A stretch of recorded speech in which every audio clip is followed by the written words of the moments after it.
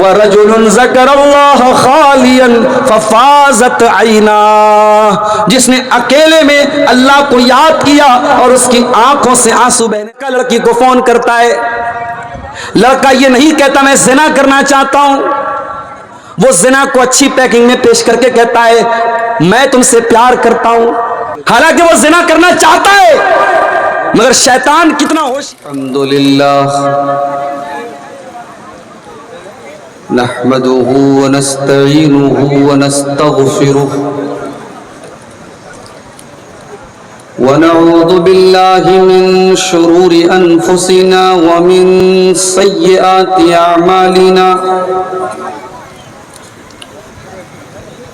मन यहदिहिल्लाहु फला मुदिल्ल लहु व मन युद्लिल फला हादिय लहु व अशहदु अल्ला इलाहा इल्लल्लाहु वहदहु ला शरीक लहु व अशहदु अन्ना मुहम्मदन अब्दुहु व रसूलुहु। या अय्युहल्लज़ीना आमनुत्तक़ुल्लाहा हक़्क़ तुक़ातिही व ला तमूतुन्ना इल्ला व अंतुम मुस्लिमून। या अय्युहन्नासुत्तक़ू रब्बकुमुल्लज़ी ख़लक़कुम मिन नफ़्सिन वाहिदा व ख़लक़ मिन्हा ज़ौजहा व बत्त मिन्हुमा रिजालन कसीरन व निसाअ वत्तक़ुल्लाहल्लज़ी तसाअलून बिही वल अरहाम इन्नल्लाह काना अलैकुम रक़ीबा। या अय्युहल्लज़ीना आमनुत्तक़ुल्लाह व क़ूलू क़ौलन सदीदा युस्लिह लकुम अअमालकुम व यग़फिर लकुम ज़ुनूबकुम व मन युतिइल्लाह व रसूलहु फ़क़द फ़ाज़ फ़ौज़न अज़ीमा। अम्मा बाद फ़इन्ना ख़ैरल हदीस किताबुल्लाह व ख़ैरल हदी हदी मुहम्मदिन सल्लल्लाहु अलैहि वसल्लम व शर्रल उमूरि मुहदसातुहा व कुल्लु मुहदसतिन बिदअह व कुल्लु बिदअतिन ज़लालह व कुल्लु ज़लालतिन फिन्नार। औज़ु बिल्लाहि मिनश शैतानिर रजीम बिस्मिल्लाहिर रहमानिर रहीम। सुम्मा क़सत क़ुलूबुकुम मिन बादि ज़ालिका फ़हिय कल हिजारति औ अशद्दु क़स्वा व इन्न मिनल हिजारति लमा यतफ़ज्जरु मिन्हुल अनहार व इन्न मिन्हा लमा यशक़्क़क़ु फ़यख़्रुजु मिन्हुल मा व इन्न मिन्हा लमा यहबितु मिन ख़श्यतिल्लाह व मल्लाहु बिग़ाफ़िलिन अम्मा तअमलून।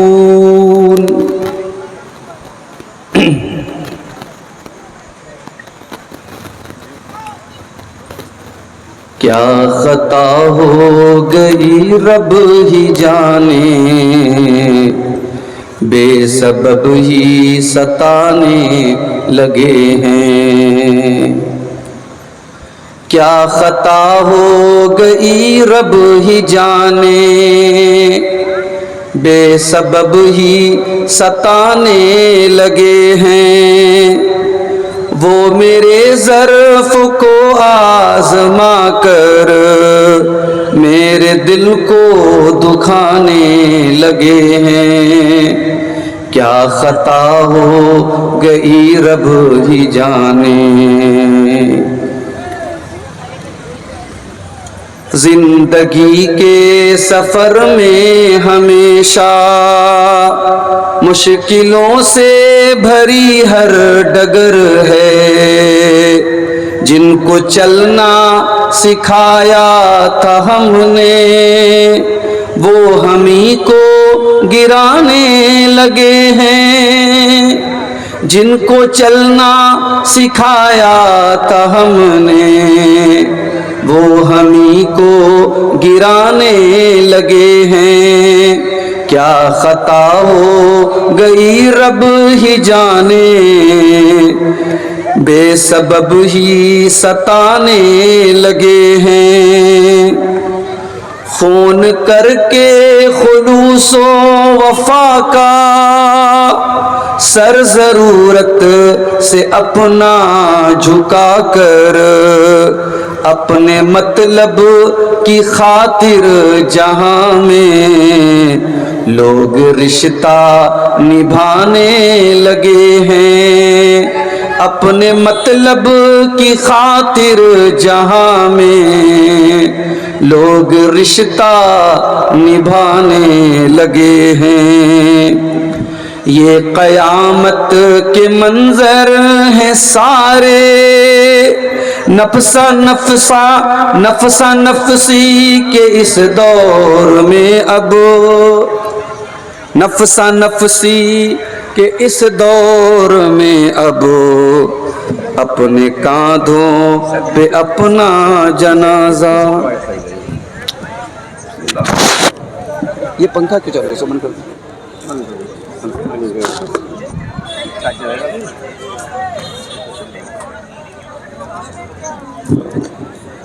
ये क़यामत के मंजर हैं सारे, नफसा नफसी के इस दौर में अब अपने कांधे पे अपना जनाजा लोग खुद ही उठाने लगे हैं। लोग खुद ही उठाने लगे हैं।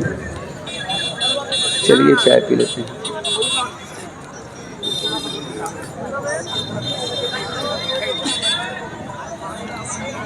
मोहतरम उलमाए किराम, बुजुर्गों और दोस्तों, नौजवान साथियों, माँओं और बहनों, प्यारे बच्चों, आपके इस प्रोग्राम में मेरा जो शेड्यूल था उसके मुताबिक मुझे 11 बजे यहाँ पहुँच जाना चाहिए था, लेकिन हालात कुछ ऐसे हुए और रास्ते में कुछ ऐसी मुश्किलात आई कि ताख़ीर हुई। और पंजीपाड़ा स्टेशन जब हम लोगों ने क्रॉस किया और रेलवे लाइन जब पार करके आगे पहुंचे तो किसी ने बताया कि ये सिंघिया का रास्ता नहीं है। वहां से फिर बैक आए तो फाटक बंद, तो आधा घंटा उसमें हम लोगों का बर्बाद हो गया। बहरहाल किशनगंज के इस दूर उफ्तादा इलाके में रात के तकरीबन 12:30 बज चुके हैं और आप हजरात इस पिंडाल के नीचे बैठे हुए हैं। ये इस बात की दलील है कि आपके सीनों में कुरान और हदीस की मोहब्बत मौजूद है और आप कुरान और हदीस की बातों को सुनने का जज्बा और शौक़ रखते हैं। वरना आमतौर से 12 बजे के बाद अब जो माहौल बन रहा है सीमांचल का और ख़ास तौर से किशनगंज वगैरह का, 12 बजे के बाद लोग जाने लगते हैं। लेकिन मुझे खुशी है इस बात की कि आपने मेरी मजबूरी को समझा और बैठे रहे। हो सकता है कुछ लोग जा भी चुके हों, लेकिन जितने लोग यहाँ मौजूद हैं मैं आप सबको मुबारकबाद देता हूँ कि आप अब्दुल गफ्फार सलफ़ी के लिए नहीं, आप कुरान और हदीस की बातों के लिए रुके हुए हैं। मैं अभी जब पहुंचा यहाँ पंजीपाड़ा स्टेशन पर तो कोई बारात जा रही थी और आप जानते हैं कि जब बारात जाती है तो गाड़ियों पर दुल्हा और दुल्हन का नाम भी लिखा रहता है। तो मैंने देखा कि दुल्हा और दुल्हन का जो नाम है वो मुस्लिम नाम है। लड़के का नाम मोहम्मद आफ्ताब था और लड़की का नाम भी कुछ ऐसे रेशमा या फातिमा कुछ था। यानी मुसलमान की शादी है, मुसलमान की बारात जा रही है। जब रेलवे फाटक पर हमारी गाड़ी रुकी, बारात की गाड़ियां भी रुक गई, तो हमारा ड्राइवर जो गैर मुस्लिम है वो बड़ी हैरत से कहने लगा कि मौलाना साहब, आप लोगों के यहां तो पर्दा होता है। जवान लड़कियां सज संवर कर मेकअप करके खुशबू में बसी हुई, चमकीले कपड़े पहने हुए सब गाड़ी से बाहर निकल करके रेलवे फाटक पे खड़ी है। इससे यह अंदाजा हो रहा है कि हमारे और आपके समाज में शादी ब्याह के मौके पर औरतों को बेपर्दगी की छूट मिल जाती है। अभी निजामत करने वाले हमारे मौलाना साहब ने एक हदीस पढ़ी थी। अल्लाह के प्यारे नबी सल्लल्लाहु अलैहि वसल्लम ने औरत को 4 चीजों का हुक्म दिया। औरत 4 काम कर ले जन्नती है, उसके लिए जन्नत वाजिब हो गई, जन्नत के तमाम दरवाजे उसके लिए खोल दिए जाएंगे। वो 4 चीजें क्या हैं? इज़ा सल्लतिल मरअतु खम्सहा व सामत शहरहा व अताअत ज़ौजहा व अहसनत फरजहा। जब कोई मुसलमान औरत 4 काम कर ले, 5 टाइम की नमाज की पाबंदी करे, रमजान का रोजा रखे, अपने शौहर की इताअत करे, उसकी बात माने, उसकी खिदमत करे, उसकी सेवा करे और अपनी इज्जत की, अपनी आबरू की, अपनी शर्मगाह की हिफाजत करे। माफ करना मेरे प्यारे साथियों, औरत की शर्मगाह की हिफाजत का एक रास्ता यह भी है कि औरत जब घर के बाहर निकले तो पर्दे में निकले, अपनी सुंदरता को, अपनी ब्यूटी को, अपने शरीर को किसी गैर के सामने जाहिर न करे। और ये इस्लाम ने जो पर्दे का हुक्म आपको दिया है, माफ करना, ये शादी के मौके पर भी यही हुक्म रहता है। शादी के मौके पर आपको कोई छूट नहीं मिलती है। मुझे अफसोस हुआ, मैं आपके इलाके में तकरीर के लिए आ रहा हूं और आने के ठीक पहले ये मंजर देख करके मैंने सोचा कि आज की तकरीर में मैं इस बात को रखूंगा। मुसलमान लड़की जब बेपर्दा होकर के, बेहया होकर के जब बाहर निकलती है तो ज्यादा तकलीफ होती है मेरे प्यारे साथी। और जानते हैं उसकी वजह क्या है? क्यों हमारा मुसलमान नौजवान आज नशे में क्यों डूबा हुआ है? अभी कटिहार में एक भाई ने मुझसे कहा कि मौलाना साहब, एक आदमी नमाज पढ़ाता है, इमाम है, और उसके बारे में यह कंप्लेंट मिली है कि वो गांजा पीता है।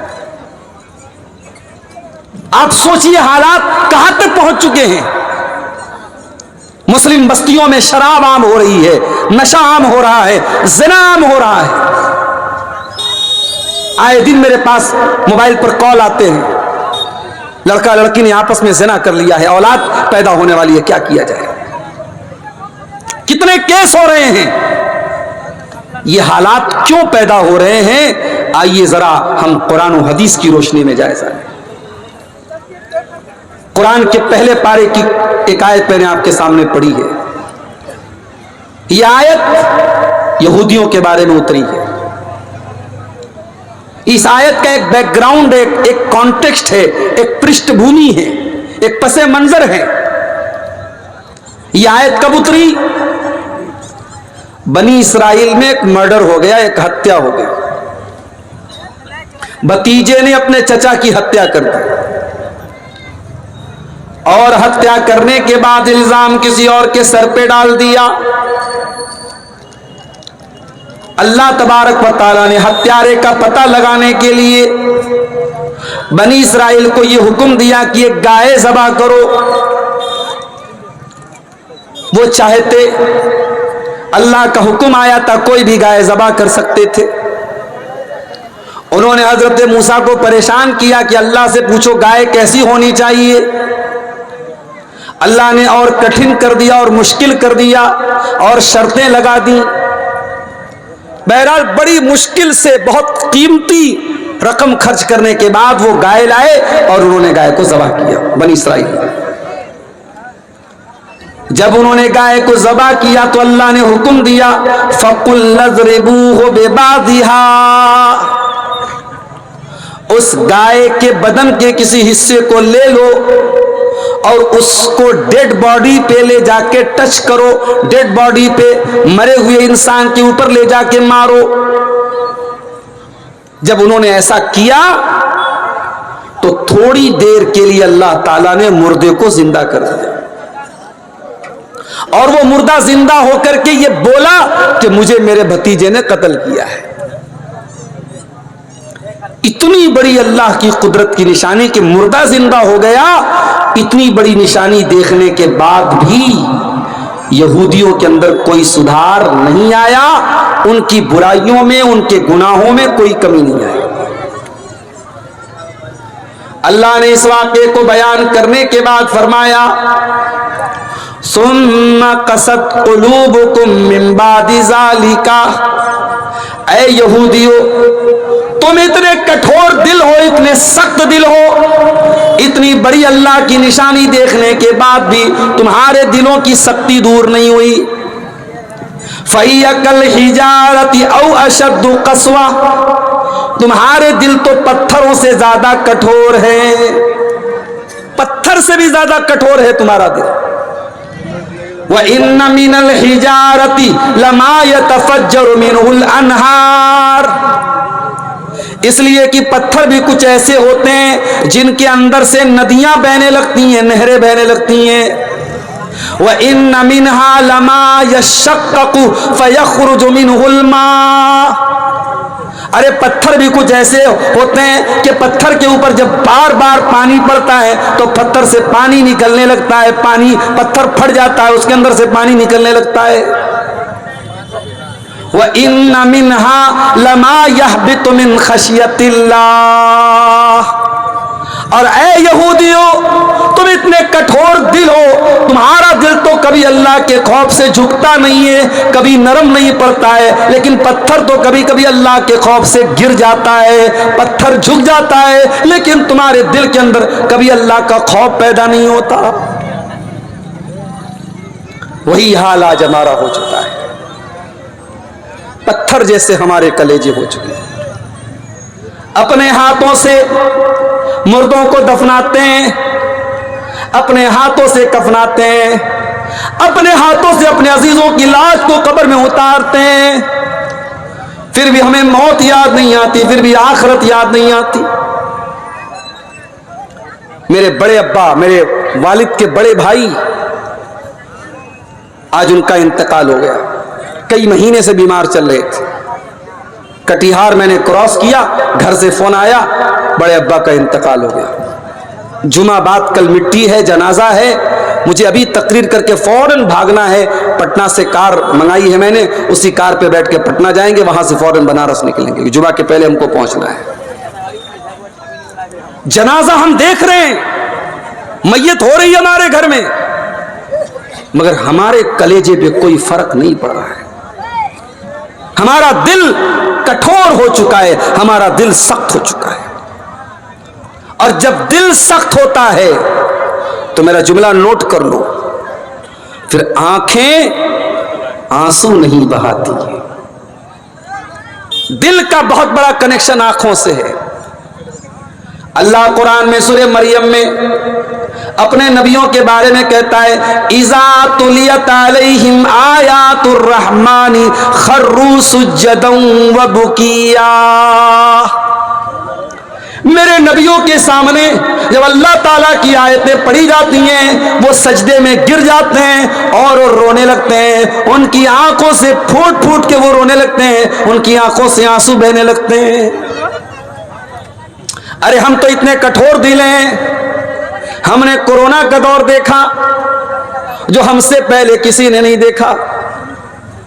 हम गवाह बन गए उस वाक़े के जो इंसानी तारीख में कभी कभी होता है। हमने देखा लॉकडाउन लग गया, मार्केट बंद हो गई, नमाज मस्जिदों में होना बंद हो गई, अल्लाह के घर का तवाफ बंद हो गया। मरने के बाद इंसान की लाश को कोई छूने को तैयार नहीं है। बनारस में हमारे कई गैर मुस्लिम भाइयों की लाशों को मुसलमानों ने ले जाके आग लगाई, क्योंकि वो गैर मुस्लिम अपने बाप की मैयत को छूने को तैयार नहीं था। हमने तो वो दौर भी देखा था मेरे साथी, इंसान मास्क लगा के घर से निकलता था, इंसान 2 गज की दूरी बना के चलता था। हमने वो दौर भी देखा है। कुरान कहता है फलौला इज़ जाअहुम बासुना तज़र्रऊ वलाकिन क़सत क़ुलूबुहुम व ज़य्यन लहुमुश शैतानु मा कानू यामलून। ऐ मेरे बंदो, जब ये मुसीबतें तुम्हारे ऊपर आई, ये आपदाएं तुम्हारे ऊपर आई, ये संकट तुम्हारे ऊपर आया, तो होना तो ये चाहिए था कि तुम गिड़गिड़ाते, तुम अल्लाह से माफी मांगते, तुम अल्लाह की तरफ रुजू करते, मगर तुमने ऐसा नहीं किया, क्योंकि तुम्हारे दिल कठोर हो चुके हैं और शैतान ने तुम्हारे गुनाहों को सजा के पेश किया है। एक बात बोलूं, आज की दुनिया में सामान कितना भी लोकल हो, पैकिंग अच्छी होनी चाहिए। मार्केटिंग का उसूल यही है, सामान जितना भी लोकल हो, पैकिंग अच्छी होनी चाहिए, और यह तरीका शैतान का है। शैतान एक लड़का लड़की को नाजायज मोहब्बत में डालता है। लड़का लड़की को फोन करता है, लड़का ये नहीं कहता मैं ज़िना करना चाहता हूं, वो ज़िना को अच्छी पैकिंग में पेश करके कहता है मैं तुमसे प्यार करता हूं। कोई लड़का थोड़ी बोलता है लड़की से मैं तुमसे ज़िना करना चाहता हूं, हालांकि वो ज़िना करना चाहता है, मगर शैतान कितना होशियार है, उसने ज़िना को प्यार के पैकिंग में पेश किया है। लड़का लड़की से बोलता है मैं तुमसे प्यार करता हूं। अरे जालिम, तू अगर वाकई में उस लड़की से प्यार करता तो तू उसको जहन्नम के रास्ते पे लेके ना जाता, तू ज़िना ना करता, तो निकाह करता। दुनिया में जो फूल होता ना, फूल के आसपास कांटे होते हैं। फूल तोड़ना अगर है तो पहले कांटों से निपटना पड़ेगा। अगर गलत नीयत से फूल तोड़ोगे कांटा चुभ जाएगा। अल्लाह ने औरत को फूल बनाया है और इस फूल की हिफाजत के लिए अल्लाह ने कुछ कांटे बनाए हैं, और वो कांटे कौन हैं? वो लड़की का बाप है, वो लड़की का भाई है, वो लड़की का गार्जियन है। अगर आप किसी औरत से, किसी लड़की से वाकई में मोहब्बत करते हैं तो आप उससे रिलेशनशिप नहीं बनाएंगे, उससे चैटिंग नहीं करेंगे, उससे बातें नहीं करेंगे, आप उसके गार्जियन के जरिए, उसके बाप के जरिए निकाह का पैगाम भेजेंगे और हलाल और जायज तरीके से निकाह करेंगे। तो शैतान का तरीका यही रहा है कि गुनाहों को कैसे मुज़य्यन किया जाए, गुनाहों की पैकिंग को कैसे अच्छा किया जाए, और यह काम पहले दिन से शैतान कर रहा है। शैतान जब हमारे बाप आदम के पास आया, हमारी माँ हव्वा के पास आया और उनको बहकाना था, उनको गुमराह करना था, उनको जन्नत के उस पेड़ को खिलाना था जिस पेड़ के करीब जाने से अल्लाह ने मना किया था, तो शैतान ये नहीं बोला कि वो पेड़ खतरनाक है। शैतान बोला अला अदुल्लुकुम अला शजरतिल खुल्दी, ऐ आदम, ऐ हव्वा, ये पेड़ जिसके करीब जाने से अल्लाह ने मना किया है, ये शजरतुल खुल्द है, ये हमेशा हमेशा इस पेड़ का फल खा लोगे तो हमेशा हमेशा रहोगे। ये पेड़ नहीं है, ये अमृत है, अमृत। उस पेड़ को उसने अमृत करार दे दिया जिस पेड़ के करीब जाने से अल्लाह ने मना किया था। और कसम भी खाया इब्लीस ने, कसम खा के कहा कि ऐ आदम, ऐ हव्वा, मैं तुम्हारी भलाई चाहता हूं, मैं तुम्हारा खैर खा हूं, इस पेड़ का तुम फल खा लो, तुम हमेशा हमेशा जन्नत में रहोगे। और जब आदम और हव्वा ने उस पेड़ को खा लिया तो नतीजा क्या निकला? बदत लहुमा सौआतुहुमा, दोनों के कपड़े उतर गए, दोनों नंगे हो गए। पता ये चला शैतान पहले दिन से हमें और आपको नंगा करना चाहता है, मर्दों को भी नंगा करना चाहता है, औरत को भी नंगा करना चाहता है। आज टिकटॉक पर इंस्टाग्राम पर, फेसबुक पर और इसी तरीके से स्नैपचैट पर आज लाखों लड़कियां ऐसी हैं जो सिर्फ इस बात के लिए पैसा कमा रही हैं कि वो नंगी होकर के अपना शरीर दिखा रही हैं, अपना शरीर दिखाकर, अपना बदन दिखाकर, अपनी बॉडी को एक्सपोज करके वो पैसा कमा रही हैं। आज मुसलमान कितनी लड़कियां हैं जो यही काम कर रही हैं। यही तो शैतान चाहता है। शैतान हमें और आपको नंगा करना चाहता है। भाई एक नॉर्मल इंसान जिसके अंदर दिमाग है वो नंगा नहीं रहता है। हमारी कॉमन सेंस हमसे कहती है नहीं, हमारे बदन के कुछ प्राइवेट पार्ट्स हैं वो ढके रहने चाहिए। इंसान नंगा रहना नहीं चाहता है, मगर आज की दुनिया में नंगा रहने को भी फैशन करार दे दिया गया और औरत को नंगा कर दिया गया। याद रखो मेरे प्यारे साथियों, ये नंगा रहना ये शैतान की चाल है, ये शैतान का मिशन है। आदम के बदन से कपड़ा उतर गया, हव्वा के बदन से कपड़ा उतर गया, दोनों नंगे हो गए। कुरान कहता है फतफिका यक्सिफानी अलैहिमा मिन वरक़िल जन्नह, दोनों जन्नत के पत्तों से अपनी शर्मगाह को छुपाने लगे। दोनों को नंगा रहना गवारा नहीं है, दोनों अपने सतर को, अपनी शर्मगाह को छुपाने लगे। फिर अल्लाह ने आवाज दी, ऐ आदम, ऐ हव्वा, क्या मैंने मना नहीं किया था उस पेड़ के करीब मत जाना? तुम क्यों गए? तुमने क्यों शैतान की बात मान ली? क्या मैंने नहीं कहा था शैतान तुम्हारा खुला हुआ दुश्मन है? तब आदम और हव्वा ने तौबा की। क़ाला रब्बना ज़लमना अनफुसना व इल्लम तग़फिर लना व तरहमना लनकूनन्न मिनल ख़ासिरीन। कहा कि परवरदिगार, बेशक हमने गलती की, हमने अपने नफ्स के ऊपर जुल्म किया और तूने अगर नहीं बख्शा और तूने रहम नहीं किया, ऐ अल्लाह हम खसारा उठाने वालों में से हो जाएंगे। ओ लोगो, आदम की औलाद हो, सच्चे दिल से तौबा कर लो। ओ मेरे नौजवानों, ओ मेरी प्यारी माँ बहनों, अगर वाकई में कोई गुनाह हो रहा है, कोई गलत काम हो रहा है, इब्लीस का तरीका ना अपनाओ। गुनाह करके डिटाई ना करो, चोरी करके सीना जोरी ना करो। आदम का तरीका अपनाओ, हव्वा का तरीका अपनाओ। अगर गुनाह हो गया है, सच्ची तौबा कर लो, अल्लाह के सामने आंसू बहा लो, अल्लाह से माफी मांग लो, अल्लाह माफ कर देगा, अल्लाह माफ कर देगा। मेरे साथी, अल्लाह को वो आंख बहुत पसंद है जिस आंख से अल्लाह के खौफ से आंसू बहता हो। कयामत का दिन होगा, सूरज 1 मील की दूरी पर होगा, लोग पसीने में डूबे हुए होंगे। अल्लाह तबारक व तआला अपने कुछ बंदों को अपने अर्श का साया देगा, बड़े खुश नसीब होंगे वो। दुआ करो अल्लाह हमको भी उन खुश नसीबों में शामिल फरमा दे। अल्लाह ताला अपने कुछ बंदों को अपने अर्श का साया देगा, उनको कयामत के दिन गर्मी नहीं लगेगी, उनको पसीना नहीं होगा, वो परेशान नहीं होंगे। आओ जरा पूछते अल्लाह के नबी से वो कौन लोग हैं। अल्लाह के नबी फरमाते हैं वो 7 तरीके के लोग हैं और उन 7 में एक वो आदमी भी है, वह रजुलुन ज़करल्लाह खालियन फफाज़त ऐना, जिसने अकेले में अल्लाह को याद किया और उसकी आंखों से आंसू बहने लगे। उस इंसान को अल्लाह ताला कयामत के दिन अपने अर्श का साया देगा।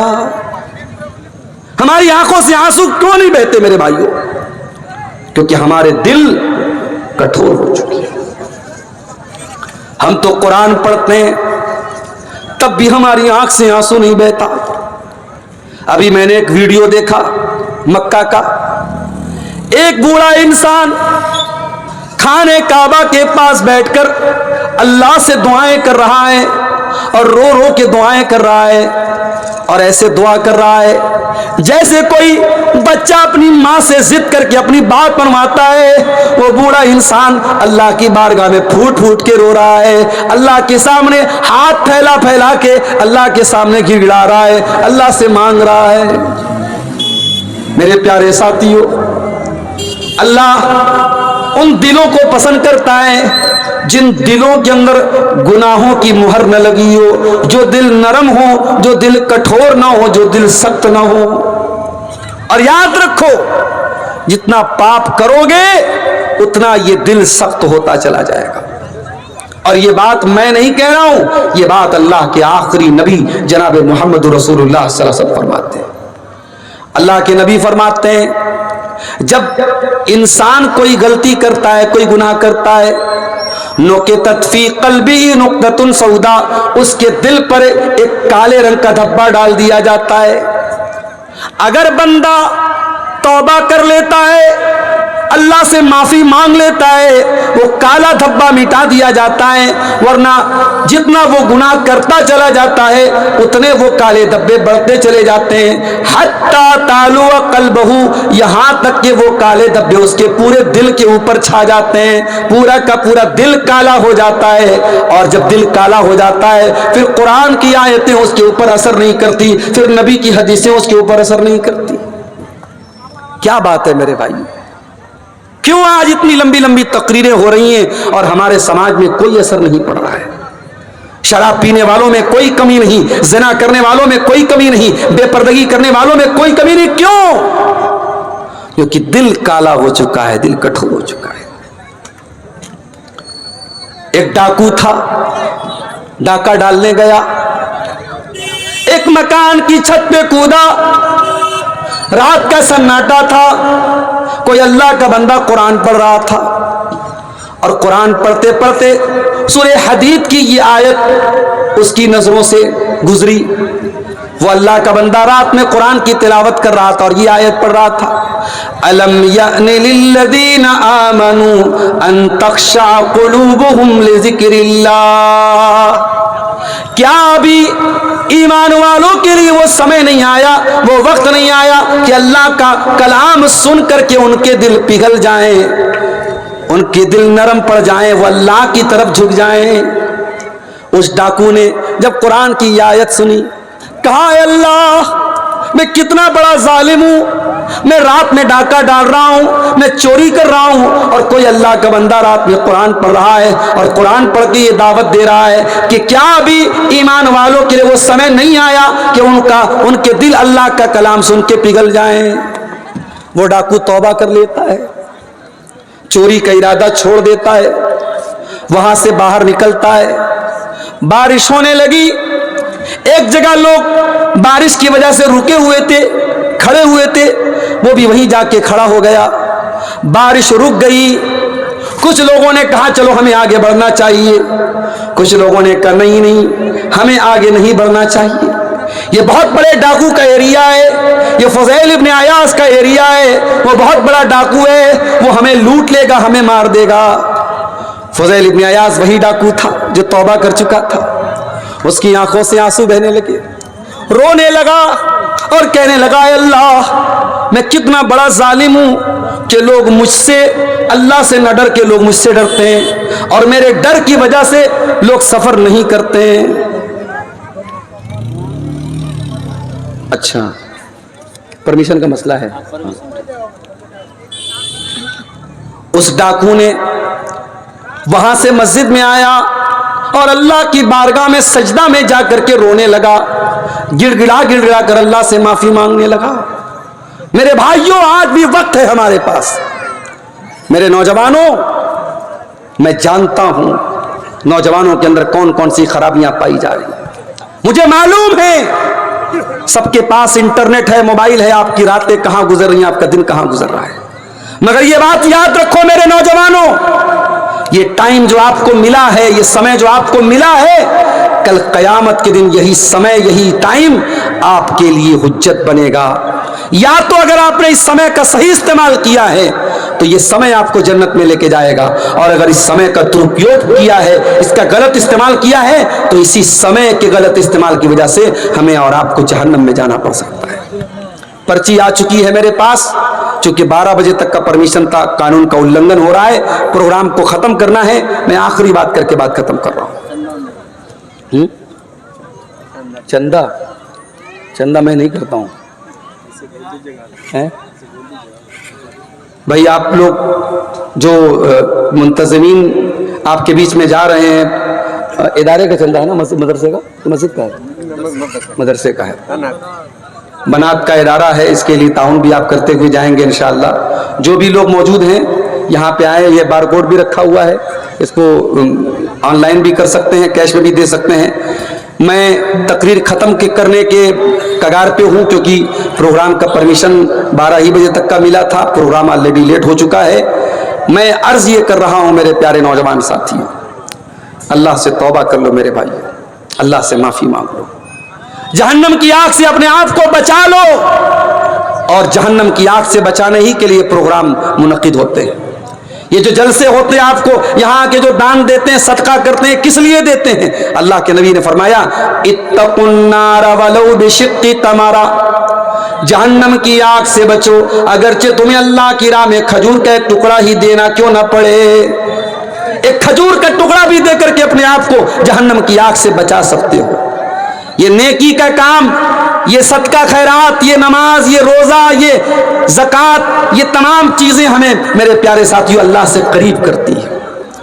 अल्लाह कुरान में कहता है जब जहन्नमी जहन्नम में जाएंगे तो चिल्लाएंगे, वहुम यस्तरिकून फीहा रब्बना अखरिजना मिन्हा नअमल सालिहन गैरल्लज़ी कुन्ना नअमल।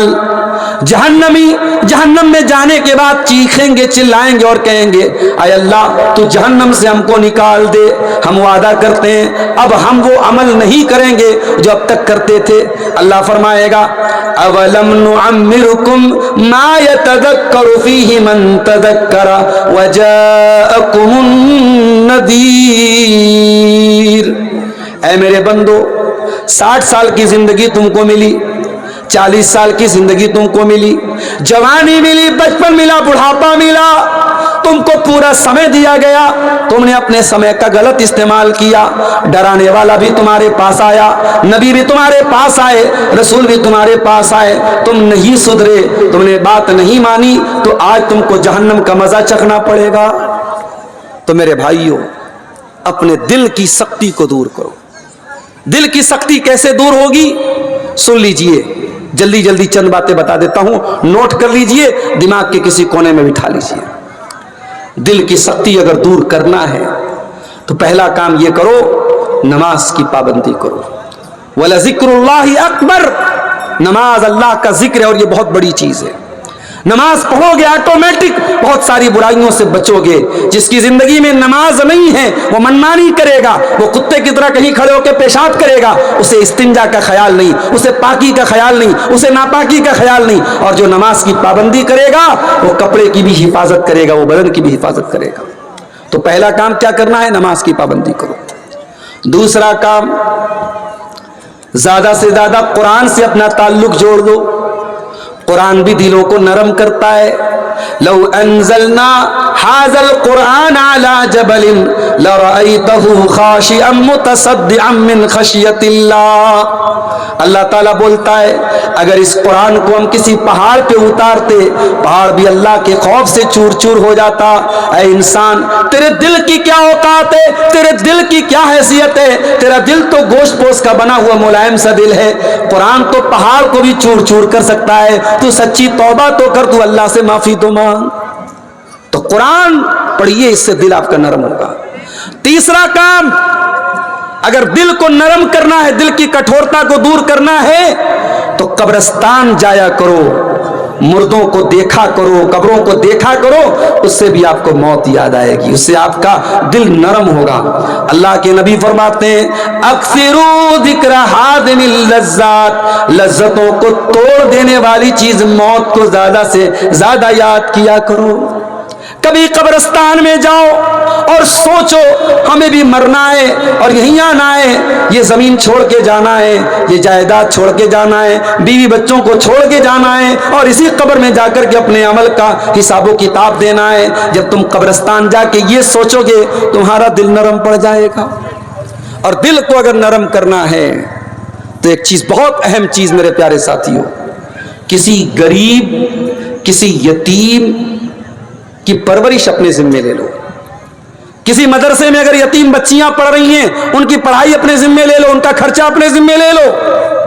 यतीम के सर पे मोहब्बत से हाथ फेर दो।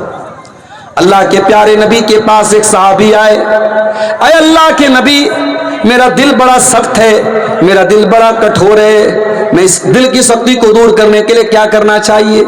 अल्लाह के प्यारे नबी ने फरमाया, दिल की सख्ती को अगर दूर करना है, एक काम करो, इमसाह बिरासिल यतीम, किसी यतीम के सर पे मोहब्बत से हाथ फेर दो। यतीम के सर पे मोहब्बत से हाथ फेर दो। किसी गरीब का सहारा बन जाओ, किसी बेवा का सहारा बन जाओ, किसी गरीब पर तरस खा जाओ, इससे भी आपका दिल नरम पड़ जाएगा। मेरे प्यारे साथियों, दिल की सख्ती को दूर करने के लिए हमें एक दुआ भी अल्लाह के नबी ने सिखाई है, वो दुआ भी हमें पढ़नी चाहिए। वो दुआ क्या है? या मुक़ल्लिबल क़ुलूब सब्बित क़ल्बी अला दीनिक, या मुसर्रिफल क़ुलूब सर्रिफ क़ुलूबना अला ताअतिक। ऐ दिलों के पलटने वाले, हमारे दिल को अपने दीन की तरफ पलट दे। ऐ दिलों के फेरने वाले, हमारे दिलों को अपनी शरीयत की तरफ फेर दे, क्योंकि दिल का कंट्रोल अल्लाह के हाथ में है। ये दुआ जब आप पढ़ेंगे, इंशाअल्लाह अल्लाह ताला आपके दिल की रक्षा करेगा, आपके दिल की हिफाजत करेगा। मेरे अजीज साथियों, मेरे बुजुर्गों, दिल की सख्ती के ताल्लुक से ये चंद बातें मैंने आपके सामने रखी हैं। चूँकि प्रोग्राम के मुंतज़िमीन की तरफ से ये डायरेक्शन दिया गया है कि प्रोग्राम को अब ख़त्म किया जाए और लोग भी अब धीरे धीरे घरों की तरफ रवाना हो रहे हैं। मैं इन्हीं गुजारिशात के साथ ये दुआ करता हूँ, अल्लाह ताला हम सबके दिलों की हिफाजत फरमाए, रब्बुल आलमीन हमारे दिलों की सख्ती को दूर फरमाए। जिस इदारे के लिए आज का प्रोग्राम हुआ है, अल्लाह इस इदारे को मज़ीद तरक्की अता फरमाए।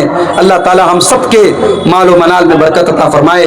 हमें जो बीमार है उनकी सेहत अता फरमाए, जो अल्लाह को प्यारे हो चुके हैं अल्लाह उन्हें अहले तौहीद की मग़फ़िरत फरमाए। अल्लाह जब तक दुनिया में जिंदा रखे, इस्लाम पर जिंदा रखे और हमारा खात्मा ईमान पर हो। आमीन। व आखिरु दावाना अनिल हम्दुलिल्लाहि रब्बिल आलमीन। वस्सलामु अलैकुम व रहमतुल्लाहि व बरकातुहू।